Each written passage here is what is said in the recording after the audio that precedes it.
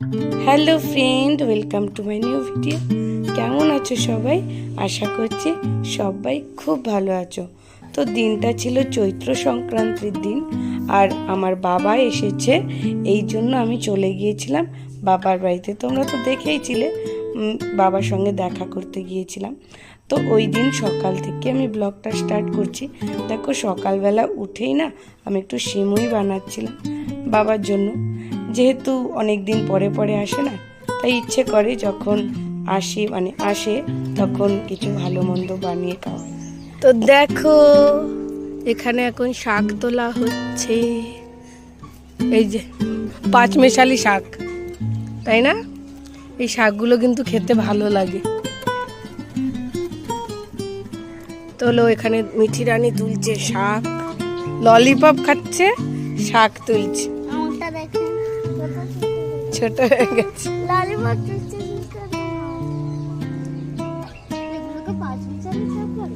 কারণ তোরা অনেক রকম শাক তুলবি এটার মধ্যে, না মা? এই জন্য বললাম পাঁচমিশালি শাক। তো দেখো, ওদের শাক তোলা দেখে আমি আর নিজেকে সামলাতে পারলাম না, আমিও বসে পড়েছি একটু শাক তুলতে। আর এখানে দেখো কতটা শাক তুলেছি। তো দেখো, এখন চলে এলাম রান্নাঘরে। আর আজকে যেহেতু চৈত্র সংক্রান্তি, আমাদের বরিশাল ডিস্ট্রিক্টের মানুষের মধ্যে না এই যে পাচন রান্না হয় এই দিনটায়। সমস্ত সবজি, ডাল, বাদাম, যে যা খুশি পারে ওই সবজিটার মধ্যে ইউজ করে। তো এই দেখো, আমি এখানে একটু মুগ ডাল ভাজা করে নিচ্ছিলাম। তো এই যে ভেজে তুলে নিয়েছি, পরে এই ডালটা দেবো আর কি। আর এখানে নিয়েছি কিছুটা ছোলার ডাল, কিছুটা মটরের ডাল, কিছুটা খেসারির ডাল। তো সব রকমের ডাল দেওয়া যায় এর মধ্যে, বাদামও ইউজ করে, অনেক কিছু ইউজ করে। বাট আমার কাছে আমরা খুব বেশি একটা কিছু ইউজ করিনি, কারণ এখন আর সেভাবে কেউ খায় না এই জিনিসগুলো। তো এই জন্য যেটুকু না দিলে নয় ওইটুকু দিয়ে করেছি। তো দেখো, এখানে একটু ছোলার ডাল আর খেসারির ডাল সেদ্ধ করতে বসিয়ে দিয়েছি। আর একটু ডাল আমি পেস্ট করে নিয়েছি, ডালের বড়া বানিয়ে না ওই সবজিটার মধ্যে দেব। আর এদিকে দেখো, ডালগুলো কিছুটা ফুটে গেছে, এখন আমি গোটা আলুগুলো দিয়ে দিচ্ছি। আর এখানে দেখো সমস্ত সবজি কেটে নিয়েছি, পেঁপে, গাজর, বেগুন, বরবটি, মিষ্টি আলু, যা যা তোমার ইচ্ছে তুমি দিতে পারো। এখানে দেখো সজনে ডাঁটা, সব কিছু। আর এঁচোড়, তো এঁচোড়টা আমি আগে সেদ্ধ করে নেব, এই জন্য দেখো পাশে কড়াইতে বসিয়ে দিয়েছি এঁচোড়টা একটু নুন হলুদ দিয়ে সেদ্ধ করতে। না হয় যদি কাঁচা দিই সবজিটাতে তাহলে পুরোই কালো হয়ে যাবে সবজিটা। তো এই জন্য এঁচোড়টাকে আগে সেদ্ধ করে জলটা ফেলে দেবো। এখানে দেখো ডাল আর আলুটা ফুটে গেছে, কিছুটা হয়েছে, তারপর আমি মুগ ডালটাও দিয়ে দিয়েছি। যেহেতু মুগ ডাল সেদ্ধ হতে খুব বেশি টাইম নেয় না, ওই জন্য ওইটাকে পরে দিয়েছি। আর এখন দেখো একে একে সমস্ত সবজিগুলো দিচ্ছি, যেইগুলো একটু সেদ্ধ হতে টাইম লাগে সেইগুলো দিয়ে দিচ্ছি। দেখো, যেমন কুমড়ো, তোমার মিষ্টি আলু, গাজর, পেঁপে, এগুলো তো একটু টাইম নেয় সেদ্ধ হতে, তাই জন্য ওইগুলোকে আগে দিয়ে দিয়েছি। তো দেখো, এদিকে সবজিগুলো দিয়ে একটু মিক্স করে দিলাম, এটাও সেদ্ধ হয়ে যাক। তারপরে এখন আমি দেখো বেগুনগুলো দিয়ে দিচ্ছি, কারণ বেগুন তো সেদ্ধ হতে টাইম লাগে না। তো আর যেসব বাকি সবজি ছিল সব দিয়ে দিয়েছি, আস্তে আস্তে সেদ্ধ হতে থাক। আর এই দিকে আমি বানাবো এই তরকারিটার জন্য বড়া। তো ডালের বড়াটাও তো দিতে হবে, এই জন্য আমি বড়া বানাবো। আর তার মধ্যে আমি এখানে নুন দিয়ে দিলাম সবজিটার মধ্যে, তাহলে সেদ্ধ হবে ভালো, এই জন্য নুনটাও দিয়ে দিলাম। আর এদিকে এঁচোড়টাও সেদ্ধ হয়ে গেছে, এই যে দেখে নিলাম সেদ্ধ হয়ে গেছে। আর বাকি যেটুকু হয়নি ওইটা তরকারিতে দিলে হয়ে যাবে। তো এই জন্য এঁচোড়টাকে জল ঝরাতে দিয়ে দিয়েছি, আর সজনে ডাঁটাটাও সবজির মধ্যে দিয়ে দিলাম, সব সেদ্ধ হয়ে যাবে ভালোভাবে। আর এদিকে দেখো, আমি ডালের বড়া বানাবো, এই জন্য কড়াইতে তেল গরম করে এই যে ডালের বড়াগুলো দিয়ে দিচ্ছি।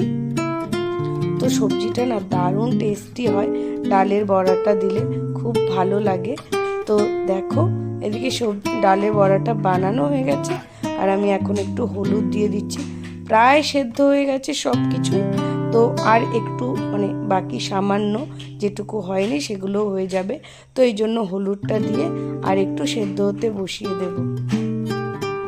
আর এদিকে দেখো ডালের বড়াগুলো পুরো হয়ে গেছে রেডি। কেমন লাগছে জানিও তোমরা। এই দেখো সবজিটা পুরো রেডি হয়ে গেছে, দেখছো কেমন পুরো সেদ্ধ হয়ে গেছে না? সব সবজিগুলো একটু গলে গলে গেছে। এখন আমি সবজিটাতে দেওয়ার জন্য একটা মশলা বানিয়ে নিচ্ছি। একটু 5 ফোড়ন দিয়েছি, শুকনো লঙ্কা, তেজপাতা সব কিছু দিয়ে একটু টমেটো ভালো করে ফ্রাই করে নিচ্ছি। আর এখন দিয়ে দেবো একটু টমেটো। এই দিকে দেখো ডালের বড়া ভেজেছি, আর এই যে দুটো চোর আছে না, ওই চোর দুটো চুরি করে নিয়ে খেয়ে নিচ্ছে। তো কার কার বাড়িতে এরকম হয় জানিও। আমার বাড়িতে তো অনু আর মিঠি এরকম করে সব সময়। এদিকে দেখো মশলাটা বানানো হয়ে যাচ্ছে আমার। টমেটো দিয়ে দিয়েছি কিছুটা, আর দিয়েছি একটু আদা লঙ্কা জিরের বাটা দিয়েই দেখো মশলাটা ভালো করে কষিয়ে নিয়েছে। এবার দিয়ে দেবো এই সবজিটার ওপরে। তো খুব ভালো একটা স্মেল আসে জানো, খুব ভালো খেতে হয়েছিল। তো খুব ভালো একটা স্মেল আসে মানে এই মশলাটা দেওয়ার জন্য। তো অনেকে আরও অনেক কিছু দেয়, শিম দানা দেয়, বললাম না মানে যে যা পারে, মানে যত রকমের সবজি হয় সব রকমের সবজি এর মধ্যে দেওয়া হয়। তো এইটা বরিশাল ডিস্ট্রিক্টেই বেশি মানে বানানো হয়, বাট অন্য কোথাও হয় না, আমাদের মধ্যেই বেশি হয়। তো তোমরা কারা কারা খাও সেটাও জানিও। এখানে দেখো আমি বড়াটা দিয়ে দিয়েছি, আর উপর দিয়ে দিয়েছি বেশ খানিকটা জিরের গুঁড়ো, ভাজা জিরের গুঁড়ো। তো ভাজা জিরের গুঁড়ো দিলে না খুব ভালো একটা স্মেল আসবে। আর এখন দেখছি খুব সামান্য পরিমাণে একটু গরম মশলা। তো গরম মশলাটা দিলে একটু ভালো স্মেল আসবে, যেহেতু এঁচোড় দেওয়া হয়েছে সবজিতে, এই জন্য। অনেক রকমের সবজি আছে না, এই জন্য দিয়েছি গরম মশলা। আর উপর থেকে দিচ্ছি একটু ধনেপাতা, একটু না আমি অনেকটা পরিমাণে ধনেপাতা দিয়েছি। দেখো পুরো রেডি হয়ে গেছে। আর তো রান্না বান্না কমপ্লিট। এখানে এখন এই যে ফ্রাই চলছে, মিঠি রানী এটা বানাবে মিষ্টি আলু ফ্রাই, এদিকে হবে কলা ফ্রাই। আর এই যে আমাদের রাধুনি এখানে, ওরে বাবা, ওই যে রাধুনি ওদিকে রান্না করছে। রাধো এটা বানিয়েছি 5 মেশালি শাক ভাজা, কলার চিপস হয়ে গেল।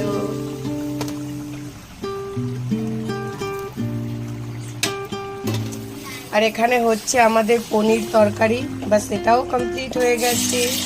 এখানে মিষ্টি আলু ভাজা হয়ে গেছে। কেমন লাগছে? গরম ভালো লাগছে?